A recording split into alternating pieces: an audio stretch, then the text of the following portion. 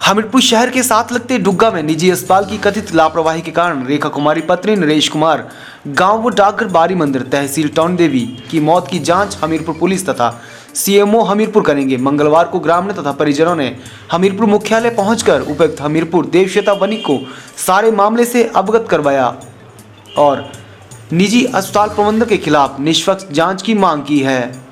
मृतक रेखा की बहन नीलम चौहान ने बताया कि रेखा कुमारी 7 माह से गर्भवती थी और स्वास्थ्य परीक्षण के लिए नियमित रूप से निजी अस्पताल डुग्गा जाती थी। 7 माह की रिपोर्ट में अस्पताल द्वारा रेखा तथा भ्रूण का स्वास्थ्य बिल्कुल ठीक बताया जा रहा था। इसी दौरान अस्पताल प्रबंधन नियमित चेकअप फीस भी वसूलता रहा है। 15 जनवरी शाम को रेखा की तबीयत तेजी से बिगड़ी तो उसे फिर से साईं अस्पताल लाया गया।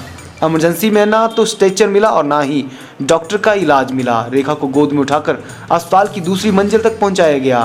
उस वक्त रेखा को कोई भी ब्लीडिंग नहीं थी। नीलम ने बताया कि 15 जनवरी को रात 9 बजे निजी अस्पताल प्रबंधन ने एक इंजेक्शन लगाकर मरीज को मेडिकल कॉलेज अस्पताल टांडा ले जाने के लिए रेफर कर दिया। करीब रात 11:15 बजे मेडिकल कॉलेज अस्पताल टांडा पहुंचे।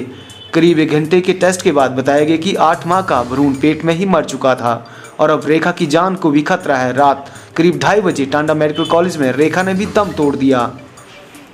नीलम ने उपायुक्त महोदय से मांग करते हुए कहा कि इस मामले में जांच पड़ताल की जाए और निजी अस्पताल के खिलाफ कड़ी कार्रवाई अमल में लाई जाए।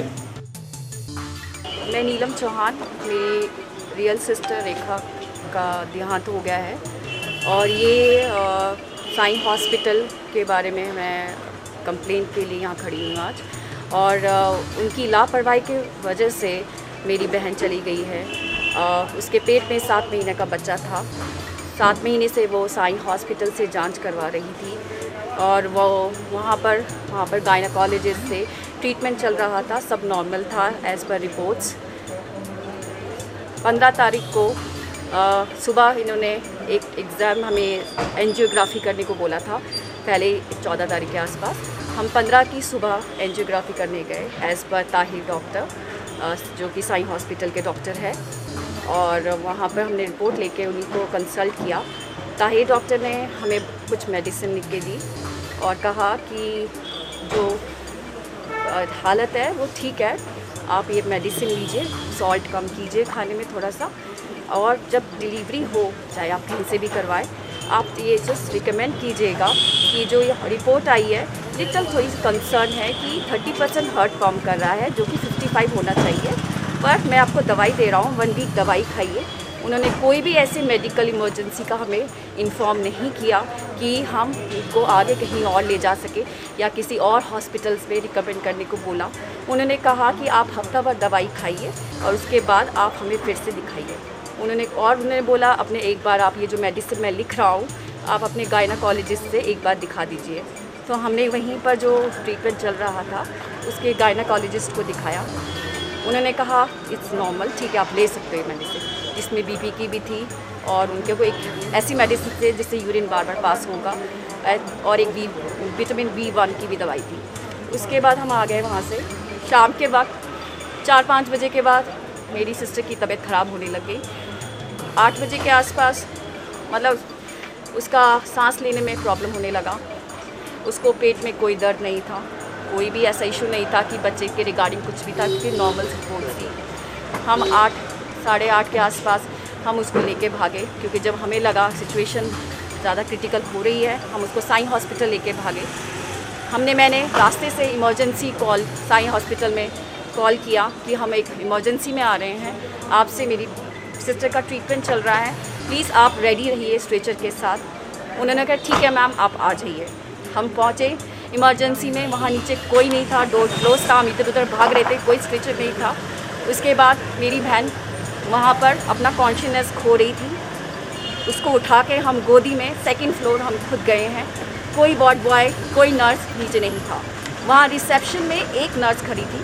मैंने उन्हें बोला आपके डॉक्टर कहाँ हैं, आप बुलाइए, इमरजेंसी है। शी सेड, मैंने उसको अंदर बेड में लटाने लगी कि आप इस बेड में क्यों लटा रहे हैं। उस नर्स ने, जो भी लड़की थी वहाँ पर रिसेप्शन में, कि इधर मत लेटाइए उसे। मैंने कहा इमरजेंसी है, आपसे ट्रीटमेंट चल रहा है। कैरो पेपर हड़बड़ाहट में साईं हॉस्पिटल के सारे पेपर घर पे रह गए थे, क्योंकि हम अपने सेंसस में नहीं थे। हमें फर्स्ट एड देना था अपनी हमारी घर की बेटी को और मेरी सिस्टर को। वहाँ पहुँचे, लेटाया गया उसे। मैंने बोला आपसे ट्रीटमेंट चल रहा है, डॉक्यूमेंट्स 5 मिनट में आ रहे हैं, प्लीज़ आप इसको फर्स्ट एड देना शुरू करें। उसके बाद एक डॉक्टर, मेल डॉक्टर आता है, वो डॉक्टर नहीं था, असिस्टेंट था। मैंने उससे पूछा आप कौन है? कह रहे हैं मैं असिस्टेंट हूँ, मैं डॉक्टर नहीं हूँ, डॉक्टर आ रही हैं अभी, जो सीनियर डॉक्टर है। उनको लेटाया गया। मैंने कहा इनको ऑक्सीजन प्रोवाइड करो, इनको ब्रीदिंग प्रॉब्लम हो रहा है। मेरे लगान बोलने के बाद उसको ऑक्सीजन लगाई गई। उसके बाद वहाँ पे जो एज्ड डॉक्टर लेडी है वो आई और उसको चेक किया, हमें बाहर निकाल दिया गया। फिर एक इंजेक्शन ले जाया गया अंदर, उसको कुछ इंजेक्ट किया गया।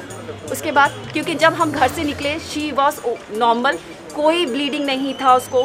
शी वॉज 7 मंथ्स प्रेगनेंट, उसको कोई ब्लीडिंग नहीं था। शी वॉज ओनली जस्ट उसको ब्रीदिंग प्रॉब्लम हो रहा था और वो थोड़ी सी कॉन्शियसनेस खो रही थी, बस यही प्रॉब्लम थी। हम पहुँचे साई हॉस्पिटल में, तब तक कोई ब्लीडिंग नहीं था। उसको गोदी में उठाया गया। अगर ब्लीडिंग होता तो हमारे कपड़ों में लगता, गाड़ी में लगता, कोई नहीं ब्लीडिंग था। जब लेटाने के बाद लेटाया गया तब भी ब्लीडिंग नहीं था, उनकी बेडशीट पे कोई ब्लीडिंग नहीं लगा था। आफ्टर इंजेक्शन हमें बाहर निकाला गया। आफ्टर इंजेक्शन उसकी एक नर्स भागती हुई बाहर आई, उसके ग्लव्स में ब्लीडिंग लगा हुआ था। उसने डॉक्टर, जो एज लेडी थी, I don't know her name, उसको लेके उसको बुलाया गया और उसको बोला कि आप जल्दी आओ मैम। उसके कान में कुछ बोला उसने, वो अंदर गई। एंड उसके बाद डॉक्टर मेरे पास आके कहती है कि हम इसको नहीं कर सकते हैं, हम इसको टांडा रेफ़र करें, आप ले जाओ इसको, टांडा ले जाइए, हम इसको आगे। मैंने बोला मैम ब्लीडिंग नहीं था, ब्लीडिंग कैसे हो रहा है? कह रहे आप बच्चे की पल्स बहुत लो हो गई है, आप बच्चे की छोड़ो, आप माँ को बचाओ। मेरे को बहस करने का टाइम नहीं था क्योंकि मुझे अपनी बहन को बचाना था। शी सेड कि आप अपनी बहन को बचाओ। उन्होंने कोई हमें ट्रीटमेंट नहीं दिया। मैंने कहा मैम एम्बुलेंस प्रोवाइड कराएंगे? कह रहे हम एम्बुलेंस नहीं है हमारे पास। मैंने कहा मैम, मैंने 108 पे कॉल किया, वो नंबर बिजी आ रहा था, मिला नहीं, समझ में आया। मैंने उनको फिर ज़ोर से बोला मैम आप एट हॉस्पिटल में एम्बुलेंस प्रोवाइड कर सकते, पैसे तो हम देंगे ना, आप एम्बुलेंस प्रोवाइड कीजिए। वो एम्बुलेंस, फिर उन्होंने कहीं से फ़ोन करके एम्बुलेंस को बुलाया, ऑक्सीजन सिलेंडर तक नहीं दिया। मैंने उससे बोला मैम एम्बुलेंस में क्या कोई आपका असिस्टेंट डॉक्टर या कोई चलेगा हमारे साथ, क्योंकि ब्लीडिंग हो रहा है। अगर हम कार्डियो वाले डॉक्टर के पास भी ला रहे हैं, उनको ऑपरेशन अगर बच्चा निकालना पड़े तो कोई डॉक्टर चल रहा है हमारे साथ? तो शी सेड नहीं, ऐसा प्रोसीजर नहीं है हमारे पास, आप इसको ले जाइए, हमारे पास इक्विपमेंट्स नहीं है। और उसने फिर हमें वहाँ पर, हमने अपने आप उसको वहाँ से शिफ्ट किया एम्बुलेंस में। एम्बुलेंस में ऑक्सीजन था जो उसका अपना पर्सनल था, ऑक्सीजन वाले का, जो एम्बुलेंस वाले का था। वहाँ से लेकर हम टांडा की ओर भागे। 1.5-2 घंटा वो बच्ची खून से लथपथ रही, उसको ब्लीडिंग इतना हैवी हो रहा था और वो कॉन्शियसनेस खो रही थी, उसकी बॉडी पेल हो रही थी, वो शॉक में जा रही थी, हार्ट फेलियर में जा रही थी। हम उधर पहुँचे और फिर वहाँ पर हमने जो भी वहाँ पर उन्होंने फ़र्स्ट एड दिया और उसके बाद आईसीयू में शिफ्ट किया उन्होंने। और उन्होंने वहाँ पहुँच के जांच करने के बोला बच्चा इज़ नो मोर, बच्चा मर चुका है पेट में पहले। हमें 1.5 घंटे में बच्चा कैसे मर सकता था, वो पहले ही ऑलरेडी जा चुका था। जब वहाँ पर ब्लीडिंग शुरू हुई वहीं पर हैवी ब्लीडिंग हो रही थी। उनको, मेरा बस यही क्वेश्चन है कि उन्होंने वहाँ क्यों नहीं ऑपरेट किया? अगर रही कार्डियो बात, नीचे सरकारी हॉस्पिटल था हमीरपुर में, आप साथ तो चलती, आप एटलीस्ट वहाँ पर कार्डियो, अगर सिटी सेंटर वहाँ पे जो भी हार्ट का यहाँ हॉस्पिटल है, वहाँ पर अगर हमारे साथ तो डॉक्टर चलती कि भाई हार्ट का तो वो देख लेंगे लेकिन बच्चे का वो ऑपरेट करना नहीं जानते, वहाँ स्पेशलिस्ट नहीं है। आप गायनाकोलॉजिस्ट से 7 महीने से आपके यहाँ ट्रीटमेंट चल रहा है, आपने केस लेने से कैसे मना कर दिया? और आपने ऐसे क्या इंजेक्ट किया जिससे बच्चे को, उसको ब्लीडिंग शुरू हो गया? क्योंकि कोई एक्टिव ब्लीडिंग नहीं थी उसकी, अचानक से इतनी ब्लीडिंग शुरू हुई, बच्चा पेट में ही मर चुका था। जब तक हम पहुँचे तब तक बच्चे को मरे बहुत टाइम हो चुका था। डॉक्टर हमें ऑलरेडी बोल चुके थे टांडा में कि बच्चा ऑलरेडी पेट में मर चुका है। तो मुझे इसके लिए जुडिशियल इंक्वायरी चाहिए, क्योंकि मैं ये दिल से चाहती हूँ एज अ सिस्टर, और मेरे फादर की वो एक डॉटर थी, किसी की वाइफ थी, कि किसी के साथ और ऐसा ना हो। हमें न्याय चाहिए इस बात से कि जो हमने भुगता है, एक हस्ती फेस थी जिसके बहुत सपने थे, ऐसी लड़की जो आगे जीना चाहती थी, जो बेबॉट एक जैसे खून किया गया है। ये जब आपके हॉस्पिटल में फैसिलिटी ही नहीं है तो आप वो केस ले क्यों रहे हैं? 7 महीने से आपको नहीं दिखाती ये प्रॉब्लम हो सकती है। एट ए टाइम आप हाथ खड़े कैसे कर सकते हो? अगर आप ऑपरेट नहीं करना तो आप हॉस्पिटल खोल के क्यों बैठे हैं? किसी की ज़िंदगी, आपके लिए तो बस नो मोर कहना रहता है कि हक नहीं, आप रेफ़र कर देते हैं टांडा। किसी की ज़िंदगी चली गई, किसी की बेटी चली गई, किसी की पत्नी चली गई, किसी की बहन चली गई, आपका क्या जा रहा है? किसी का बच्चा चला गया, उसका पहला बच्चा था, उसके भी सपने थे। तो मैं यही बस न्याय चाहती हूँ, मुझे न्याय जुडिशियल इंक्वायरी चाहिए। और ये अगर मैं यही बस रिक्वेस्ट करती हूँ कि हमें न्याय चाहिए। न्याय भी सिर्फ इसलिए चाहिए कि जो हमारे साथ और किसी और के साथ ना हो। और अगर ये न्याय नहीं की ये हमें हेल्थ डिपार्टमेंट, डिस्ट्रिक्ट हेल्थ। वहीं मृतक रेखा की बहन नीलम, पति नरेश कुमार, पुरुषोत्तम चौहान, अशोक कुमार, अजय कुमार ने सारे प्रकरण की जिला स्वास्थ्य विभाग की निगरानी में निष्पक्ष जांच करवाने की भी मांग की है तथा निजी अस्पताल प्रबंधन के खिलाफ कड़ी कार्रवाई कर दोषियों को दंडित करने की गुहार लगाई है।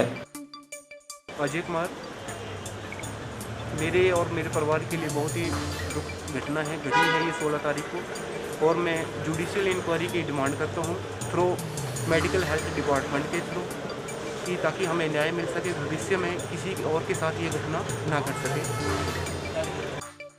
इस बारे में डीसी हमीरपुर द्वेषता बनिक ने बताया कि अस्पताल प्रबंधन के खिलाफ गंभीर आरोप होने के कारण एसपी हमीरपुर तथा सीएमओ हमीरपुर को शीघ्र जांच करने के आदेश दिए गए हैं।